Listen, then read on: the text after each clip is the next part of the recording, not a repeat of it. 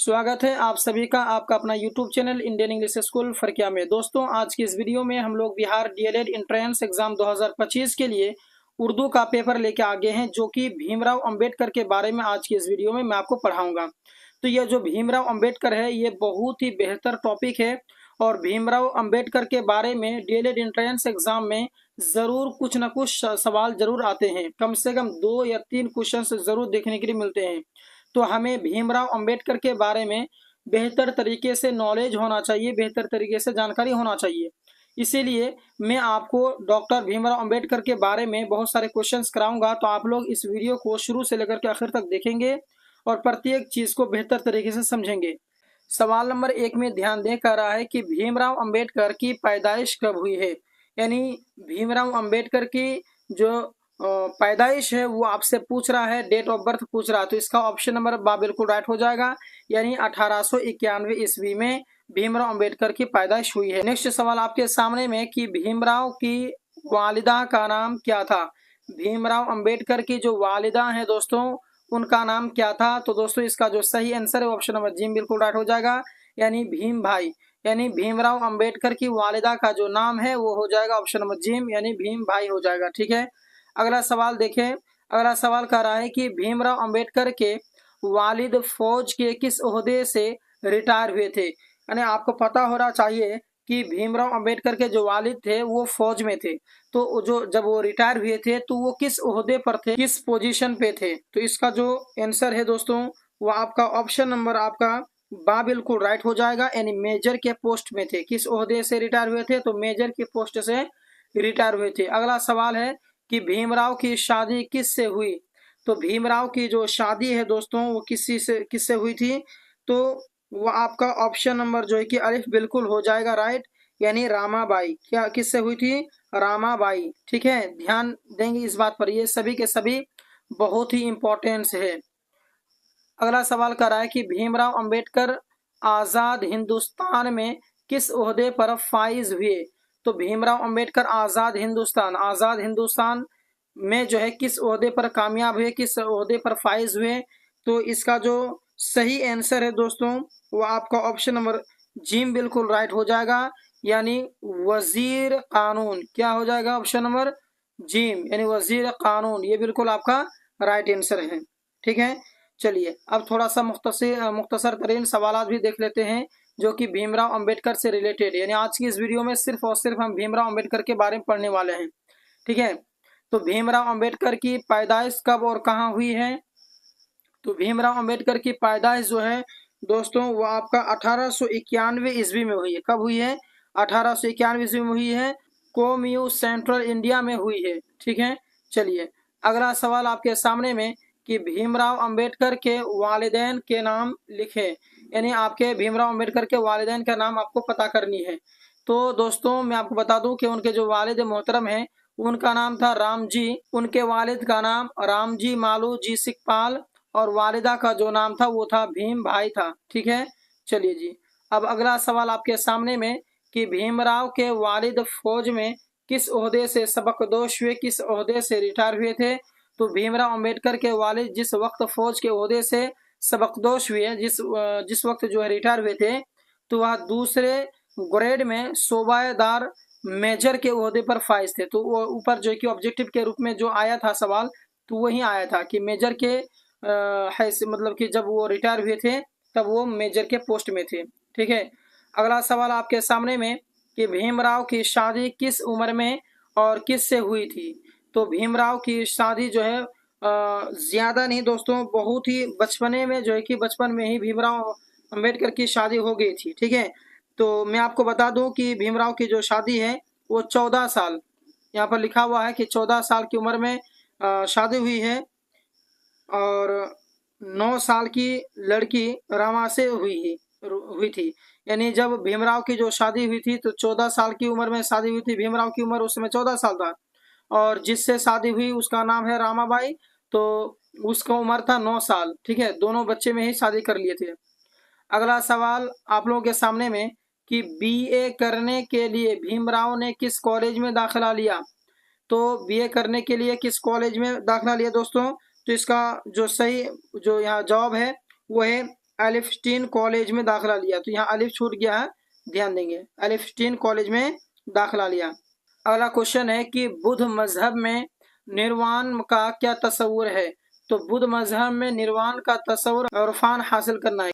अब आते हैं हम लोग मुख्तसर सवालात मा जवाबात। ये भी बहुत इंपॉर्टेंट है।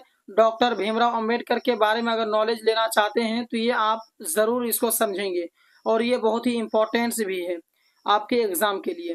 तो मुंबई, देखिए सवाल पहले पढ़ते हैं कि स्कूल में भीमराव के साथ तलबा और असातिज़ा का सलूक कैसा था। यानी जब स्कूल में भीमराव जब पढ़ाई कर रहे थे तो उसके साथ में तलबा और उस्ताद, यहाँ पर अलिफ छूट गया है, असातिज़ा का सलूक कैसा था, यानी किस प्रकार से उसके साथ में व्यवहार करता था। तो देखिए मुंबई के एलिफस्टीन हाई स्कूल में भीमराव अंबेडकर पढ़ते थे और उस स्कूल का माहौल भीमराव के लिए पुरसुकून ना था, यानी शांतिपूर्वक नहीं था, उसका जो है कि वो शांति से नहीं था। क्यों? तो यहाँ देखिए कि यह सरकारी सरपरस्ती में चलने वाला स्कूल था, यानी जहाँ पर वो पढ़ रहा था वो सरकारी स्कूल था, ठीक है। इसके बावजूद यहाँ भी भीमराव के साथ जात पात का भेदभाव किया जाता था। आपको पता है कि भीमराव अंबेडकर जो है छोटे जाति के थे, तो उसके साथ जो है कि जात पात का भेदभाव क्या करता था। सिर्फ स्कूल के तलबा ही इन्हें हकारत और नफरत की निगाह से नहीं देखते थे, बल्कि इस स्कूल के असातिज़ा का सलूक भी भीमराव के साथ नफरत और हकारत का था। यानी उस स्कूल में जितने भी जो तालिब इल्म पढ़ते थे, बच्चे पढ़ते थे, वो भीमराव से नफरत करते ही थे। साथ साथ में जो शिक्षक पढ़ाते थे तो वो शिक्षक भी उस बच्चे से नफरत करते थे। अगला सवाल है कि भीमराव का खानदान मुंबई जाकर क्यों बस गया। तो यानी जो भीमराव अंबेडकर हैं तो उनका जो घर है वो पहले मुंबई में नहीं था, तो मुंबई जाकर के वो क्यों बस गया, वही तो बात बताना आपको। तो भीमराव के वालिद रामूजी सितारा के एक फौजी स्कूल में मास्टर थे। जहां चंद सालों के बाद रामूजी का सितारा की नौकरी खत्म हो गई तो उन्होंने सितारा को छोड़ देने का इरादा कर लिया और तय हुआ कि मुंबई जाकर के सुकूनत इख्तियार किया जाए। चुनांचे रामूजी अपने पूरे खानदान के साथ मुंबई निकल गए, ठीक है। तो इस हिसाब से उन्होंने जो है कि मुंबई जाने का फैसला किया था। अगला है कि भीमराव के हुसूल तालीम पर 5 जुमले लिखे, यानी भीमराव ने किस प्रकार से तालीम हासिल की है उसके बारे में आपको 5 जुमला लिखना है। तो ध्यान दीजिए दोस्तों कि सन 1912 में भीमराव अंबेडकर ने एलिफस्टीन कॉलेज से बीए पास किया। उसके बाद वह बड़ौदा स्टेट से तालीमी वजीफे पर आला तालीम हासिल करने के लिए अमेरिका चले गए। कहाँ चले गए वो? अमेरिका चले गए उच्च लेवल की पढ़ाई को, उच्च लेवल की जो तालीम है उसको हासिल करने के लिए, और कोलंबिया यूनिवर्सिटी में दाखिला लिया। तो वहाँ जाने के बाद में, अमेरिका जाने के बाद में कहाँ पर एडमिशन लिया? तो कोलंबिया यूनिवर्सिटी में एडमिशन लिया, जहाँ माशियात के मौजू पर एमए किया है ना। कहाँ पर, किसके मौजू पर एमए किया है? तो माशियात, ये बहुत इंपॉर्टेंट से ध्यान दीजिएगा। फिर 1916 में उसी यूनिवर्सिटी से माशियात में पीएचडी भी किया, एमए भी किया और पीएचडी भी किया उसी यूनिवर्सिटी से। उसी साल वह इंग्लैंड चले गए और लंदन स्कूल ऑफ इकोनॉमिक्स में दाखिला लिया और उसी के साथ बैरिस्टरी की तैयारी भी करते रहे। तो भीमराव अंबेडकर तो छोटे जाति के थे ही, लेकिन उन्होंने अपने ज़माने में बहुत बड़े मेहनत करने के साथ साथ में बहुत बड़े मतलब कि आलिम भी थे, बहुत बड़े जानकार बन गए, ठीक है। चलिए, भीमराव अंबेडकर की आईनी खिदमात को बयान कीजिए। यानी भीमराव अंबेडकर ने अपनी ज़िंदगी में क्या क्या खिदमात किया, क्या क्या काम किया, कौन कौन सी ऐसी चीज़ें हैं जो लोगों के लिए भलाई का काम किया, तो उनके बारे में आपको बतानी है। तो देखिए दोस्तों कि भीमराव अंबेडकर ने मुल्क और कौम की अहम खिदमात अंजाम दिया है। सही बात है, ये देश के लिए, कौम के लिए, लोगों के लिए बहुत ही अहम खिदमात का अंजाम दिया है, मतलब बहुत ही ज़्यादा अहम काम किया है। इसलिए उनका शुमार जदीद हिंदुस्तान के मेमारों में होता है। उनके कारनामों की फहरिस्त बहुत तवील है, बहुत ही लंबी है। उन्होंने अपनी ज़िंदगी में जो सभी काम किया है लोगों के लिए, इस देश के लिए, तो उसकी जो फहरिस्त है दोस्तों बहुत ही ज़्यादा लंबी है, तवील है। वह इल्मी सियासत के मैदान में भी कूदे और कामयाब रहे। यानी इल्मी सियासत के मैदान में, यानी जिस भी फील्ड में वो उतरे उस फील्ड में कामयाब रहे। जब हिंदुस्तान को आज़ादी मिली तो मुल्क के आइन साजी का मरहला दरपेश हुआ, यानी देश को चलाने की जो नौबत है वो पेश आई, कानून की जरूरत पेश आई। तो आइन साजी के लिए दस्तूर साज कमेटी में भीमराव अम्बेडकर को इस कमेटी का सदर बनाए गए और उन्हीं की सदारत में, या अलिफ छूट गया शायद, उन्हीं की सदारत में मौजूदा आइन हिंद की तकमील मुकम्मल हुई और उन्हें जो है कि सदर बनाया गया, उन्हें हेड बनाया गया और उन्हीं की सदारत में ये जो मौजूदा आइन हिंद की तकमील मुकम्मल हो सकी। आपको पता होना चाहिए कि भीमराव अंबेडकर ने अपनी जिंदगी में इस देश के लिए बहुत ही बड़ा योगदान दिया है और बहुत ही बड़े शख्स हैं।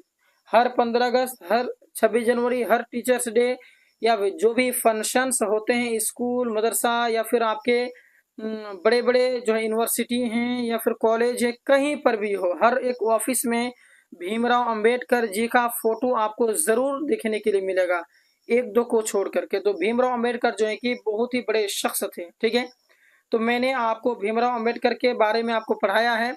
अगर आप लोग डीएलएड एंट्रेंस एग्जाम 2025 की तैयारी करना चाहते हैं और नोट्स खरीदना चाहते हैं तो मेरे नंबर नोट करेंगे 8226928812। इस नंबर पर आप लोग जरूर हमसे व्हाट्सअप करेंगे और डीएलएड एंट्रेंस एग्जाम का जो नोट्स है उर्दू का वो लेने की आप लोग कोशिश करेंगे। आप लोगों की तैयारी शुरू हो चुकी है और इस बार हम लोग बहुत ही बेहतर तरीके से आप लोगों को तैयारी कराने का सोचा हूँ, इसलिए आप लोग हमसे हमेशा जुड़े रहेंगे। तो मिलते हैं नेक्स्ट वीडियो में। धन्यवाद।